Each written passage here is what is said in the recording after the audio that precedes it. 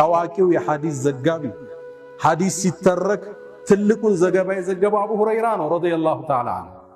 አቡ ሁረይራ ምን ይላል? እኔ እኮ ይላል ተሰዶ ነው የመጣ አቡ ሁረይራ አረብ አይደለም፣ ብዙም ዘመድ ወገን የለውም፣ ሚያበላው ብዙ ሰው የለውም፣ ስራም የለውም፣ ብዙ ሐዲስ ላይ ነው ዒልም ላይ ነው ያሳለፈ። አንዳንዴ ይላል እርቦኝ መሬት ላይ ይገላበጥ ነበር ይላል። አንዴ ግን ረሃቡን አልቻልኩት፣ መንገድ ዳር ቆም ሰው ምሳ እንዲጋብዘኝ ብዬ አቡበክር ስዲቅ አለፈ። ሲያልፍ እማቀውን የቁርአን ተፍሲር ጠየቅኩት። ዒልሙን ፈልጌው አይደለም አለ። ከመለሰልኝ በኋላ ምሳ በልተሃል እንዲህ ላይ ፈልጌ ነው አለ። አቡበክር ስዲቅም የቁርአኑን ተፍሲር ነገሩኝና ሄዷል፣ አላስከተለኝም አለ። ስትራቴጂ እየተጠቀሙ ነው አቡ ሁረይራ። ሁለተኛ ዑመር መጥቶ ያ ዑመር ይሄ የቁርአን ተፍሲር ምንድነው አለ። ዑመርም ተነተነልኝና ተከተለኝ ሳይለኝ ወደ ቤቱ ሄዳል። ዛሬ ጾም እንደሆነ ነው። ትንሽ ቆይተው ፈጃአ አቡል ቃሲም ይላል ነብዩ አለይሂ ሰላቱ ወሰላም ብቅ ልክ እንዳዩኝ ይላል ፈዓረፈ ማ ፊ ወጅሂ ወቀልቢ ውስጥ ያለውና ፊቴን ተረዱታል።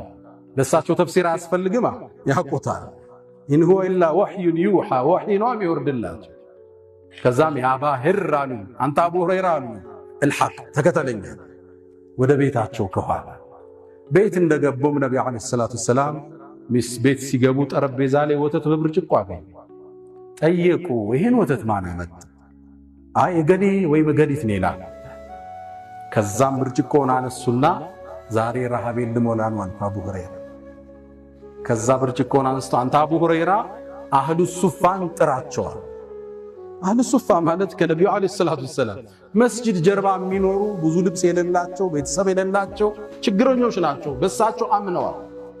አህሉ ሱፋ ብዙ ናቸው። አንድ ብርጭቆ ወተት ምን ይሰራለታል? ዛሬም በቃ ጾም የላድር ነው አለ አቡ ሁረይራ። ግን ትእዛዛቸውን መፈጸም አለብኝ፣ ጠርቼ መጣ። ከዛም እንደመጡ እኔ መጀመሪያ አጠጣለሁ ብዬ ተስፋ አደረግኳል። ምነው ሁለት ሶስተኛ ሰው ጋር ሊያልቅ ይችላል። ከዛም ብርጭቆውን ሰጡኝና አጠጣለ። በቃ ተስፋ የለኝም ብሎ ታዘዘ። አንዱ ጠጡ ይሰጠኛል፣ ብርጭቆ አልጎደለም። ሁለተኛው ጠጣ አልጎደለም። ሁሉም ጠጣው ጨርሱ ይላል አቡ ሁረይራ። መጨረሻ ብርጭቆ ወደ ነብዩ መለስኩላቸው ሰለላሁ ዐለይሂ ወሰለም። ያ አቡ ሁረይራ ማን ቀረ? እኔና እርሶ አልኳቸው።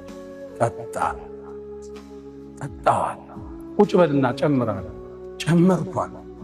እንደገና ጨምራሉ። ጨመርኳል።